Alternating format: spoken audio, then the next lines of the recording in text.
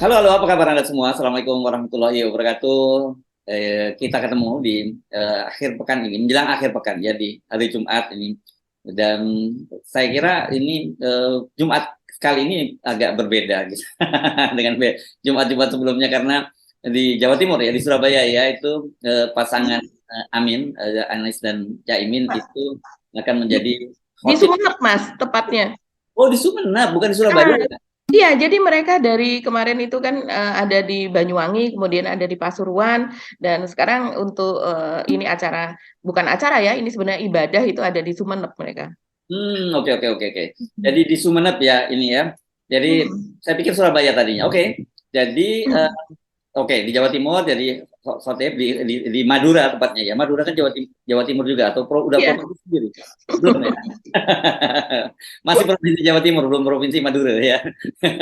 Ini menarik. Ini jadi heboh dan kemudian ini rangkaiannya dengan juga kehadiran keduanya di mana di pernikahan putri dari Habib Rizik, mereka menjadi saksi kan, Anies dan Caimin itu, dan Iya. mau nggak mau ini pasti bagi kubu yang berseberangan dengan Caimin dan Anies ini adalah bagian dari yang nggak jauh-jauh mainnya Anies Baswedan masih main politik identitas saja gitu ya Mbak ya.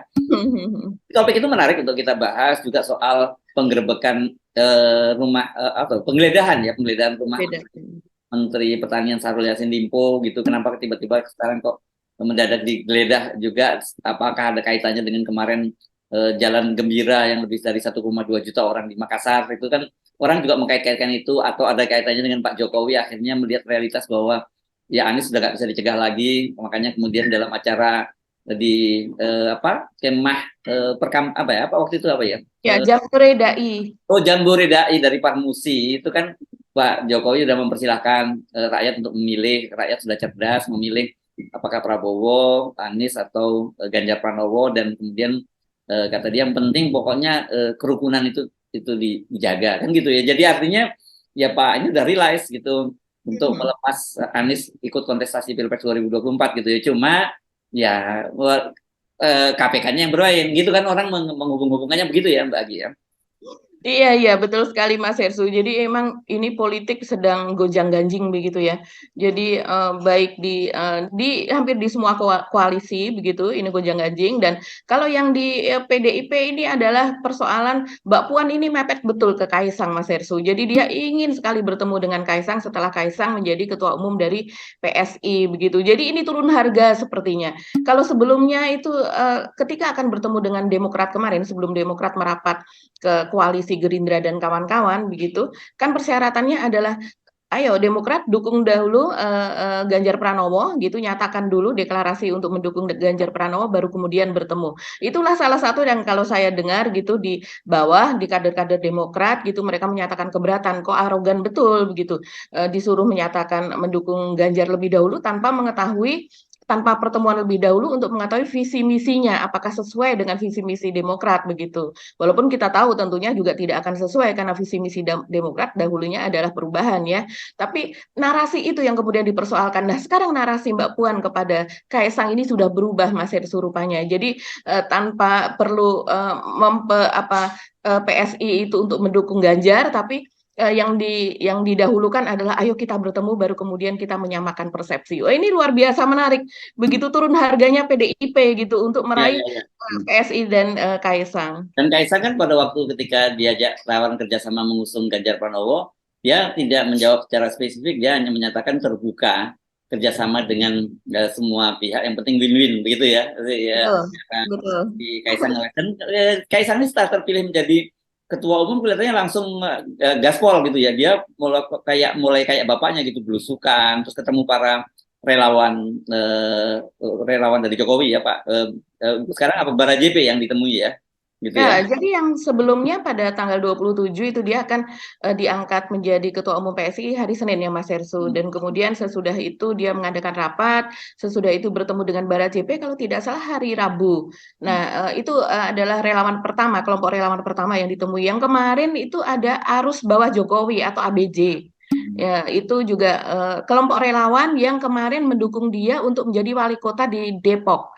Jadi kan Hmm. ada beberapa relawannya Jokowi yang mendukung kemarin. Nah, salah satunya adalah ABJ ini.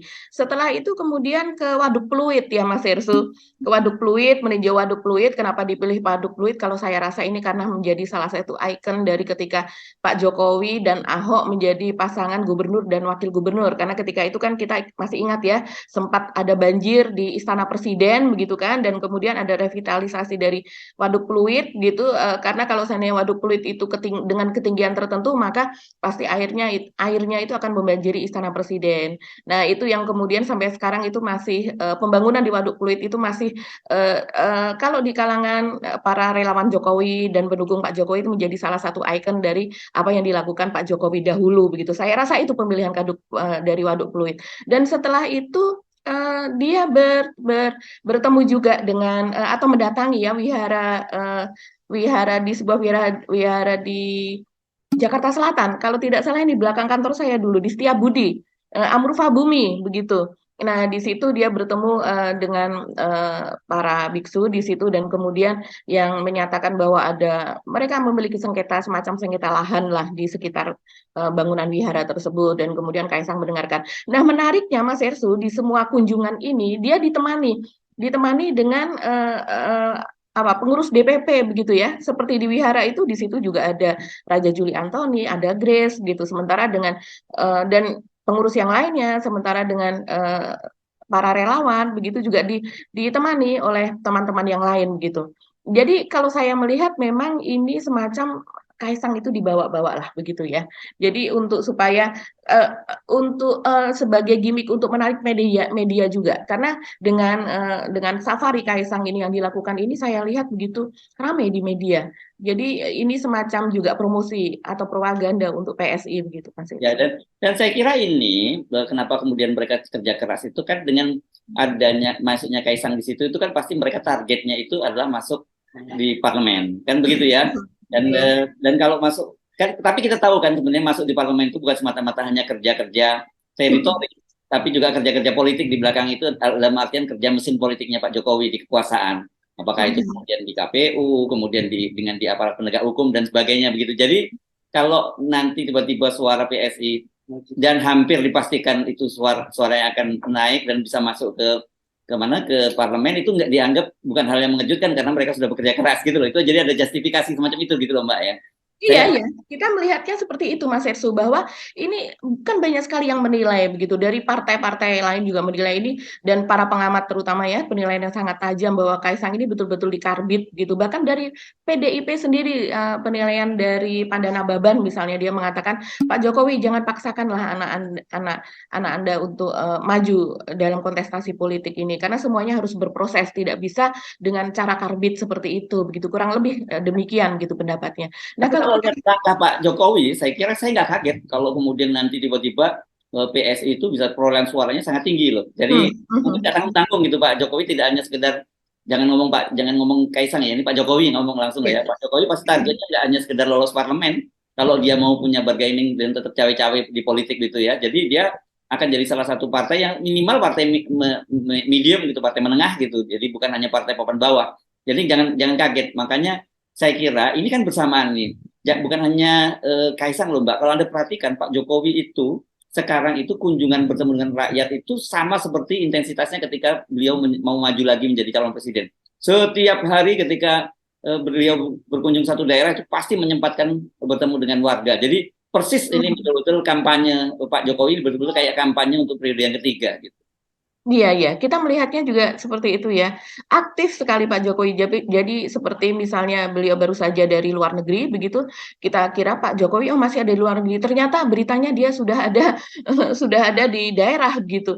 Jadi ini memang sesuatu rancangan yang sangat sangat luar biasa begitu ya. Dan kemudian juga kita jangan heran kalau seandainya Kaisang ini beritanya akan ada tiap hari nanti di media begitu. Karena dalam satu hari saja tidak hanya di satu tempat, bisa ada di 2 sampai 3 tempat bahkan lebih begitu. Dan ini memang seperti safari seperti ini sepertinya memang oleh pengurus dari PSI sendiri juga sudah dirancang sedemikian rupa gitu. Bahkan saya melihatnya mungkin kalau kemarin masih hari libur ya karena mereka karena kemarin hari libur Maulid Nabi. Tapi kalau saya melihat seperti didampingi sekarang kan sekjennya adalah Raja Juli Antoni dan kita tahu posisi sekjen ketika ini sudah menjelang pilpres atau ini menjelang pileg itu posisi sekjen ini sangat-sangat sangat-sangat dinamis dan sangat-sangat bekerja keras begitu Mas Hersu dari mulai APK alat peraga kampanye apa dan semua jadwal apa dan sebagainya itu kan terkonsentrasi di sekjen gitu bersama dengan bendahara biasanya. Nah kalau saya melihat kemarin Raja Juli Antoni mendampingi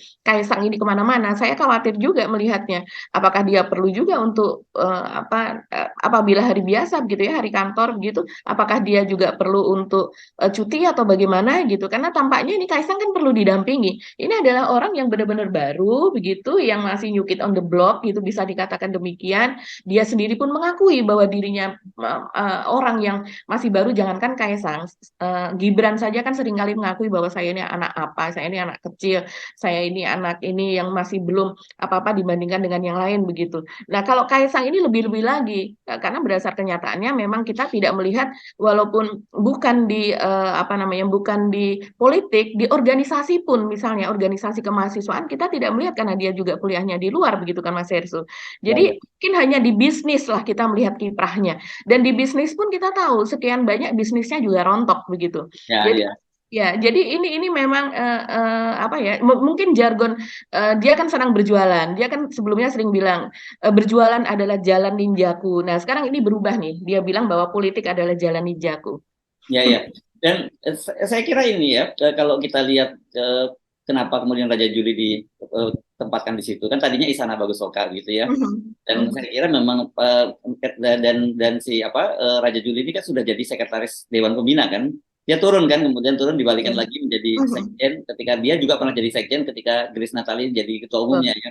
Jadi Mhm, betul-betul diperlukan orang yang bisa membackup penuh dari mhm, Kaisang. Jadi memang pertanyaan Anda betul, bagaimana dengan jabatan dia sebagai wakil menteri mhm, ATR, Agraria dan Tata Ruang, dan kepala Bappenas. mhm. Karena sekarang ini kan konflik agraria itu di Luar biasa. mana-mana itu sangat luar biasa. Jadi sebenarnya di luar Bahlil yang harusnya banyak terjun menyelesaikan persoalan, ya Raja Juli mestinya Raja sebagai Juli. anak muda, bukan Pak Hadi Cahyanto sebagai menterinya. Harusnya seperti itu. Tapi dengan lihat perannya Raja Juli di PSI, saya kira dia tidak akan bisa konsentrasi lagi sebagai wakil menteri agraria dan tata ruang, dan dipastikan juga tidak akan kena sanksi ketika dia tidak aktif lagi sebagai menteri karena ini kan dia mendampingi anak presiden gitu ya. Jangan-jangan dia malah ditugaskan Mas Hersu, karena Ya, kita ya. tahu seperti kita singgung kemarin sebelum akhirnya Kaisang ini diangkat diberikan kartu KTA dari PSI dan kemudian diangkat menjadi ketua umum kan Raja Juli, Grace dan Grace Natali dan kemudian Jeffrey Giovanni yang menghadap presiden pada tanggal 4 September gitu dengan alasan bahwa ya sekedar berdiskusi dan kemudian mengantarkan undangan dari pernikahan dari anak Jeffrey Giovanni, tapi ini begitu pentingnya eh, anggota dari ketua Dewan Pembina, sekretaris Dewan Pembina, dan wakil Dewan Pembina itu bertemu dengan Pak Jokowi dan selama 1,5 jam bertemunya. Dan akhirnya kita tahu bahwa Raja Juli yang ditugaskan menjadi sekjen gitu ya dari Kaisang. Jadi ya kita tahulah itu kronologisnya kurang lebih demikian. Tapi saya kalau melihat perkembangan terbaru politik terbaru ini, saya agak ragu bahwa bahkan saya mungkin bisa menyatakan harapan dari Mbak Puan ini untuk merekrut Kaisang gitu bergabung mendukung eh, Ganjar Pranowo. Saya kira agak berat ya situasinya. Apalagi kan kita kita kemarin juga kita bahas bahwa sebenarnya suasana hati PSI dan suasana hati dari Pak Jokowi itu sama hubungannya dengan PDIP gitu ya, karena Pak Jokowi meskipun dia sebagai presiden tapi tetap dianggap diperlakukan sebagai petugas partai, sementara Ya. kalau PSI ini kan dianggap bocil pengganggu gitu ya.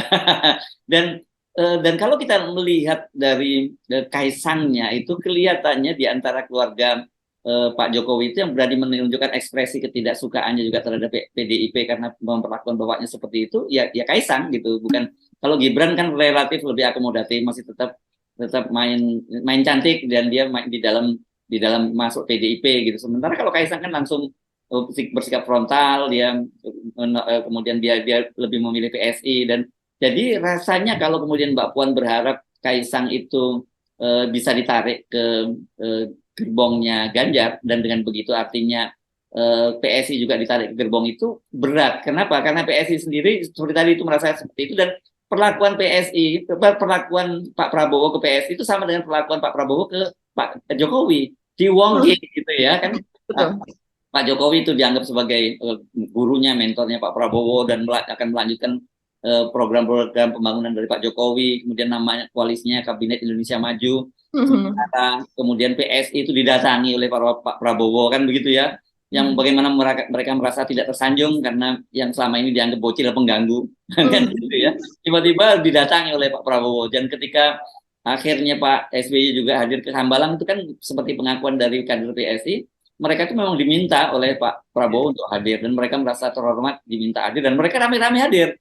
Jadi saya sih lihat, kecuali ada perubahan yang sangat signifikan gitu ya, rasanya sih hampir pasti bahwa PSI itu akan bergabung dengan Prabowo Subianto, dan kalau PSI bergabung, ya itu berarti kita bisa menyimpulkan bahwa Pak Jokowi akan sepenuhnya mendukung Pak Prabowo Subianto, kan begitu. Tapi tarik menariknya masih berjalan, dan kemarin kan dalam rapat pertama tim pemenangan TPN ya, tim pemenangan nasional itu kan yang kemudian diubah menjadi tim pemenangan Ganjar Pranowo, sudah diputuskan bahwa Ganjar Pranowo akan tetap maju sebagai calon presiden, dan saya kira itu keputusan Ibu Megawati, dan berarti ide untuk menjadikan satu poros antara Prabowo dengan Ganjar itu rasanya nggak akan terwujud gitu, Mbak. Kalau kita lihat perkembangan sampai hari ini gitu ya. Iya, betul sekali Mas Hersu. Jadi kita kalau melihat ini ada semacam statement gitu ya dari keluarga Pak Jokowi. Kelihatan betul takutnya PDIP begitu dari pernyataan Mbak Puan juga, yang dia mengatakan bahwa akan segera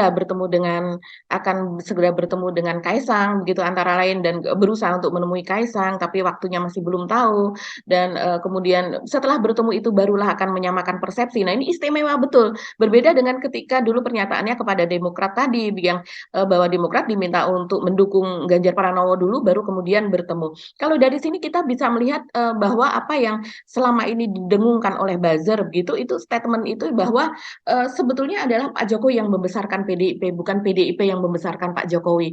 Statement dari Saya kira berlebihan juga itu ya. Iya, tapi statement dari relawan ini clear seperti itu Mas Hersu. Jadi saat ini itu sedang berusaha untuk dibuktikan dengan bagaimana dari pihak Pak Jokowi tidak berusaha untuk merapat ke PDIP, yaitu dalam ini Kaisang. Kaisang tidak ada usaha untuk habis ini saya akan ke PDIP. Tidak ada statement itu, tapi PDIP berusaha, dan kemudian itu dijawab tadi malam, yaitu hari Kamis malam, dalam pertemuan di hari ulang tahun atau acara ulang tahunnya Pak Luhut begitu. Dan ini sepertinya acara itu seperti seolah disediakan oleh Pak Luhut untuk pertemuan antara Prabowo dengan Kaisang, antara lain itu. Karena kita sejauh ini saya tidak tahu juga karena tidak ada di sana, tapi dari laporan-laporan dari media tidak ada sosok Mbak Puan gitu untuk hadir di situ. Padahal Pak Luhut belum lama bertemu dengan Mbak Puan pada hari Ahad kemarin, begitu ya. Dan kawan-kawan Pak Luhut yang diundang gitu dah. Di pertemuan tersebut Pak Prabowo bertemu dengan tidak hanya Kaisang, tapi di situ juga hadir teman-temannya dari PSI, yaitu ada Grace, ada Ceril Tanzil, kemudian ada Isyana Bagus Oka. Jadi tidak hanya sekedar Kaisang saja yang diundang begitu. Mbak Adi mungkin ingat ya kemarin ketika saya bilang bahwa dengan menjadikan Kaisang sebagai ketua umum PSI itu kan langsung dikastrol naik, dia jadi tokoh nasional kan Kaisang ini ya sekarang ini posisinya.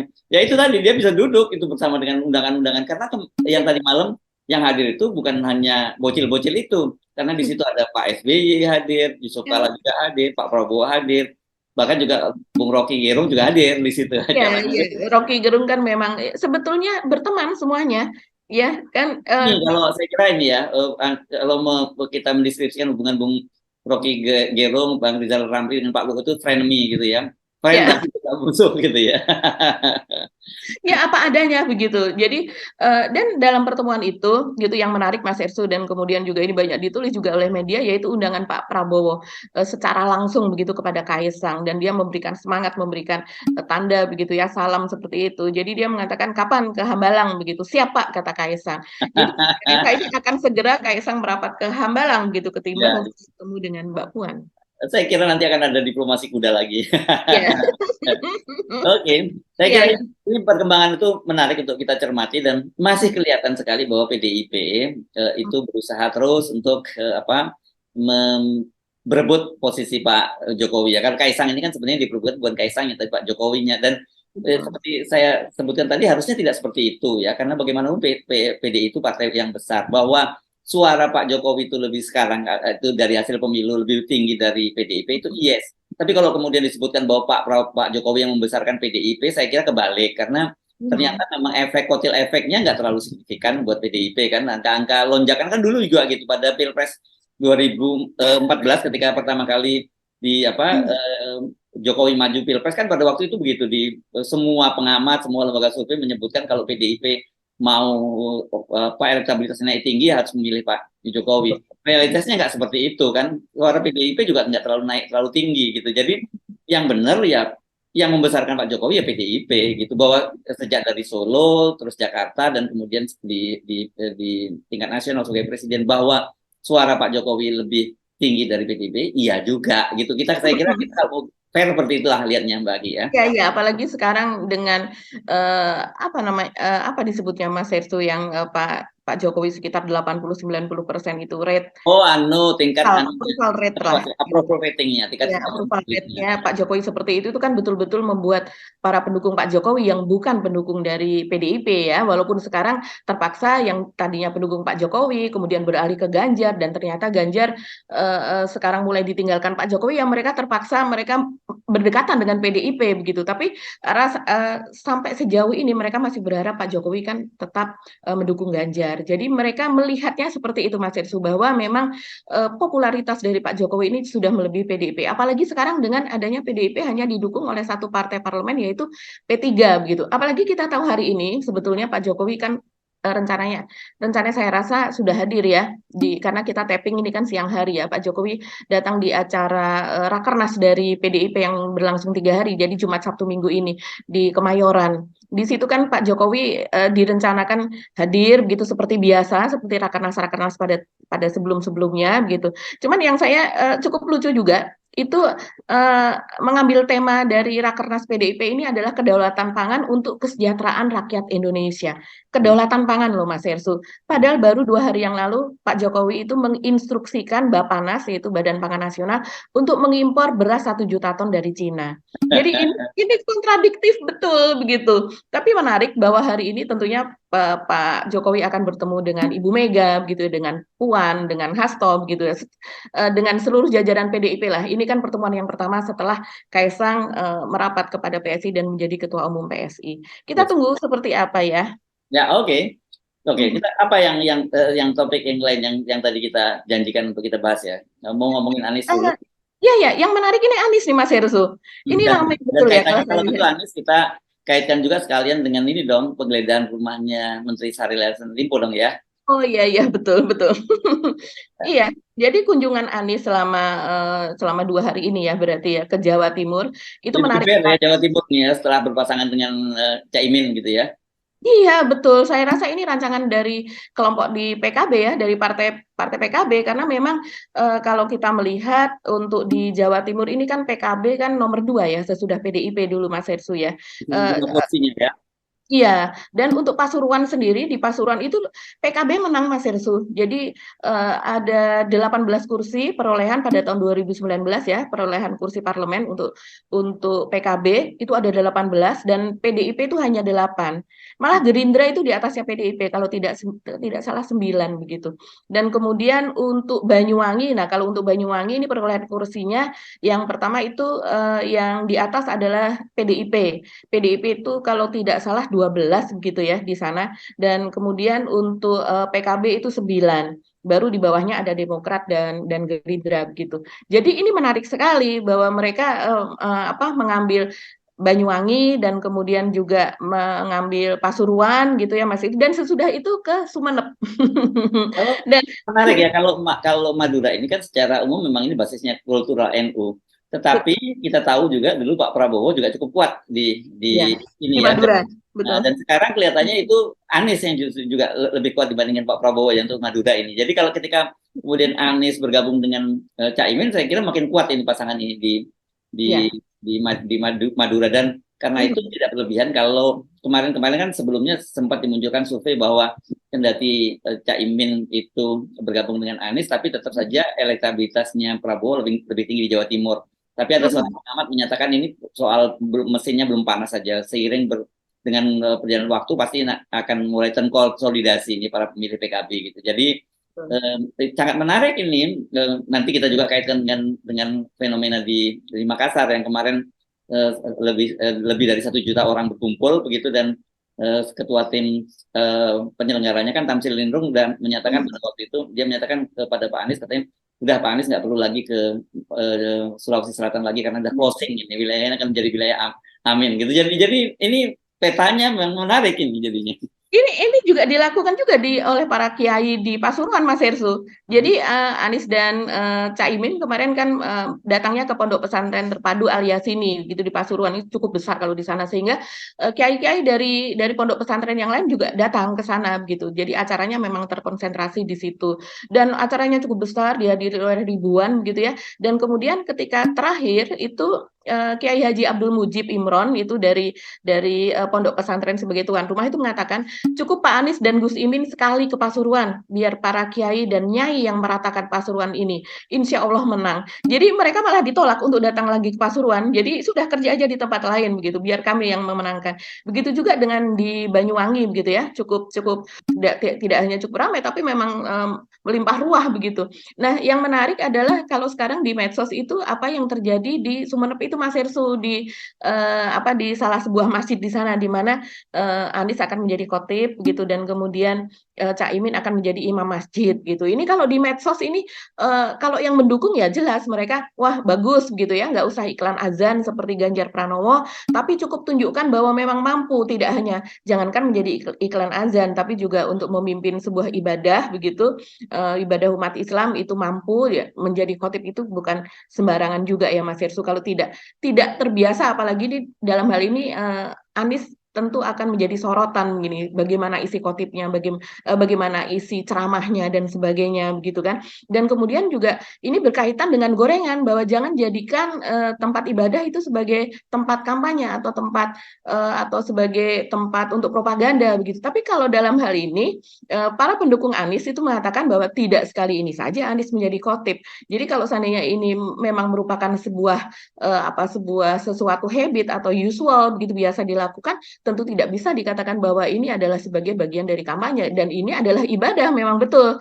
Dan Caimin sendiri jangankan menjadi imam, saya memiliki catatan Caimin ini memang sering juga menjadi khotib begitu sebelum dia di cawapreskan Kalau itu gitu. sih saya percayalah, karena bagaimanapun Iya. dia Anak jadi kiai lah. cucunya kiai besar juga gitu.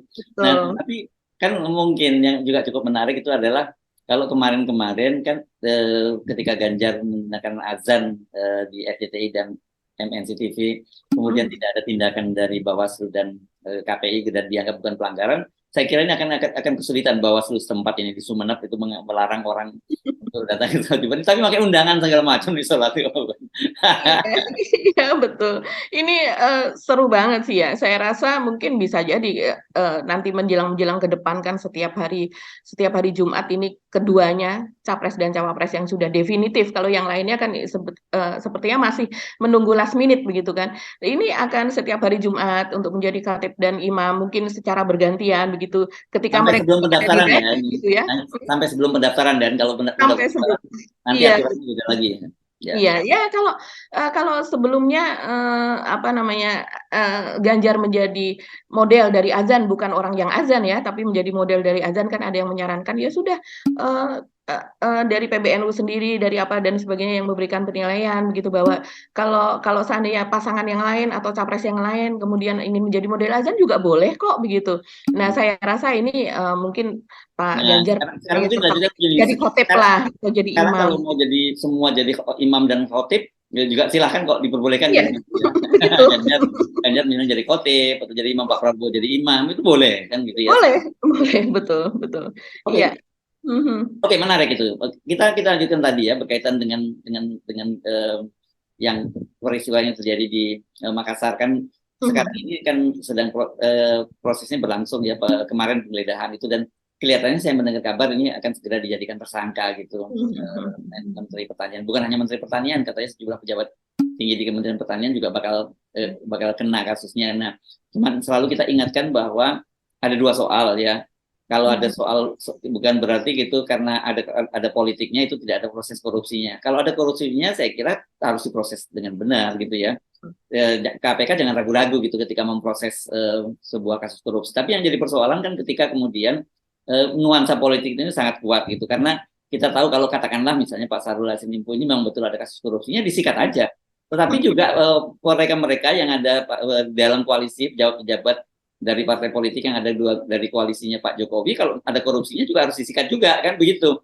Itu yang jadi masalah kan, kenapa sekarang ketika kelihatannya mungkin targetnya Anies dan Muhaimin sudah agak berat gitu karena mereka sudah jadi calon presiden, bakal calon wakil presiden. Jadi kalau dia dilakukan langkah tertentu, langkah-langkah hukum oleh KPK bisa menimbulkan gejolak politik, maka yang diambil adalah menteri dari Nasdem, dan itu bagian, tentu saja orang melihatnya itu bagian dari proses penggembosan gitu ya terhadap pasangan ini. Apa boleh buat semacam itu, dan ya memang kalau mau diomongin transparan kan praktek-praktek semacam itu di KPK, karena banyak kasus yang melibatkan partai-partai pendukung pemerintah sampai sekarang kasusnya nggak jelas. Yang paling orang selalu mengingat soal Harun Masiku, dan jangan lupa loh yang orang selalu menyebut Harun Masiku itu bukan Harun Masikunya sebenarnya jadi targetnya, tapi petinggi partainya yang terlibat dalam kasus itu kan.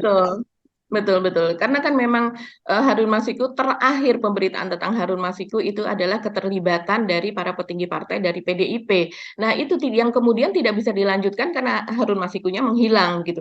Dan jangan lupa yang terakhir juga ada seorang tahanan gitu dari KPK yang naik ke lantai 15, dan itu sudah nyata betul yaitu dari berbagai investigasi dari media itu, bahwa ternyata memang bukan menemui Pak Yohanis Tanak, tapi bagaimana seorang tahanan itu untuk bisa naik ke atas tanpa dia diborgol begitu, dan menemui seorang petinggi dari institusi tertentu, yaitu dalam hal ini petinggi dari TNI ya Mas Yersu.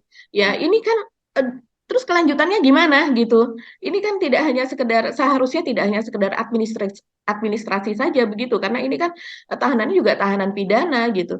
Nah, ini saja kita tidak mendengar kelanjutannya sampai sekarang. Sebenarnya banyak sekali kasus yang kita tidak mendengar kelanjutannya dari KPK ini. Tapi yang untuk soal Syahrul Yassin Limpo ini memang sudah ada tahapannya ya, karena dia sebelumnya sudah diperiksa pada 19 Juni tahun ini juga 2023 kalau tidak salah. Jadi memang ada tahapannya, tapi ya itu tadi, saya rasa jual beli jabatan ini kan indikasinya adalah kasusnya sepertinya jual beli jabatan begitu Mas Hirsu ya. Seperti yang dulu pernah juga ada di P3 mengenai terkena kepada Romahur Muzi, dan jual beli jabatan ini kalau kita lihat ini hampir terdapat di banyak instansi Mas Hirsu. Ya, makanya itu jangan Bang Firda, tapi kalau lihat kasusnya yang menimpa mentan ini kelihatannya mungkin nggak akan berhenti sama mentannya itu ya. Siap-siap itu banyak lagi yang menyasar petinggi-petinggi Nasdem lain gitu yang terkait dalam kasus ini. Jadi ya nggak salah kalau memang ada kasusnya ya dilanjuti, tapi kemudian kita melihat juga bahwa ini digunakan untuk kepentingan politik sebagai penggembosan, kan itu yang terjadi. Ya. Dan orang melihat ini terjadi di tengah-tengah maraknya pengungkapan nama-nama oleh saksi di kasus BTS, yaitu di betul, pengadilan. Ketika ini orang kan sekarang sedang ramai sekali Mas Rizul kalau kita lihat di medsos. Kapan itu diperiksa Dito Aryo Tejo, Menteri Menpora oleh Kejaksaan, dan kemudian nama-nama yang lain. Karena kan ada 70 miliar itu juga yang berdasarkan saksi dia menyatakan dengan jelas di situ itu masuk ke Komisi 1, dan dia menyebut nama salah seorang staf ahli dari Sugianto, yaitu sebagai wakil ketua Sugiono yang menjadi wakil ketua umum dari Gerindra, dan kabarnya itu adalah untuk dibagikan di Komisi 1 begitu. Nah, jelas atau tidaknya, benar atau tidaknya kan perlu ada pemeriksaan, dan sampai sekarang kita kan belum mendengarkan kejelasan juga, dan tiba-tiba ada kasus yang mengenai mentan ini. Jadi seolah-olah orang ada yang mengatakan apalah pengalihan kasus atau apa, ini harus diperjelas Mas Hirsu. Saya kira sebenarnya karena nama Menteri Menpora itu kan sudah disebut di dalam persidangan, jadi ini udah jadi fakta hukum gitu ya. Betul. Saksinya kan sudah disumpah dan sebagainya, ya harusnya Kejaksaan Agung cepat, apalagi kemudian kemarin kita tahu ada pengembalian uang 27 miliar dari pengacara Magdir Ismail dan sebagainya, dan itu ada kaitannya, angkanya sama dengan angka yang Betul. pada Menpora. Saya kira orang akan menuntut itu gitu. Kalau Syahrul Yassin dilakukan itu harusnya kepada Menpora juga dilakukan langkah itu. Nah, apakah karena Menpora itu kemudian tidak dalam kubu oposisi sehingga kasusnya tidak dilanjutkan? Ini kan yang jadi orang melihat agak sulit kita menegakkan hukum kalau seperti itu gitu ya, Mbak. Jadi orang nanti bisa selalu beralasan setiap ada kasus korupsi dan dia ditangkap, dia bilang kan saya jadi korban karena saya lawan politik pemerintah. Bisa begitu. Padahal sebenarnya dia juga memang koruptor kan gitu ya. Betul, betul, betul. Iya. Oke, bagi kita mesti mengakhiri perbincangan kita kali ini. Sampai ketemu lagi di awal pekan depan ya. Dan tentu saja buat Anda hari ini selamat menikmati akhir pekan hari Sabtu dan Ahad datang, dan kita ketemu lagi segar nanti di hari Senin ya. Saya Subun Arif. Dan saya Gebeta, terima kasih atas perhatian Anda. Tetap salam 0%. Wassalamualaikum warahmatullahi wabarakatuh. Waalaikumsalam warahmatullahi wabarakatuh.